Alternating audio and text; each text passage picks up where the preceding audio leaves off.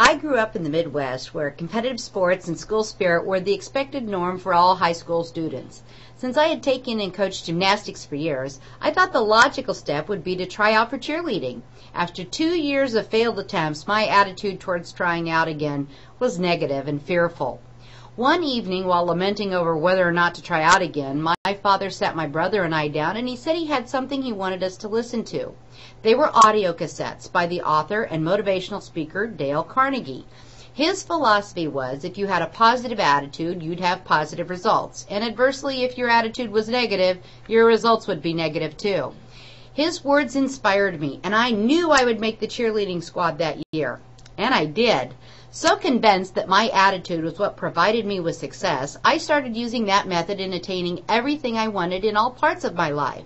With my attitude adjustment, I've created for myself a varied and interesting life, from 7 years at the Academy of Art College majoring in interior design, to an optician in an ophthalmologist's office, to one of the proudest incarnations as an owner-operator of a coastal kayaking school. I became and continue to be an instructor, trainer, educator in advanced coastal kayaking, teaching and certifying other sea kayak instructors. Teaching has been one of the most rewarding adventures in my life. I guess you could call me a jack of all trades, a master of some. I've worn many different hats, from construction hard hats to sun straw hats and lots of caps in between, but there's one hat that I've consistently worn since I was 18, the top hat, and that is being a mom. My son Brandon has been the cherished soul that has been through all of these changes with me. He's an amazing man that strides to his own drummer, and he too wears many hats, and too is the master of many. I couldn't be more proud of him.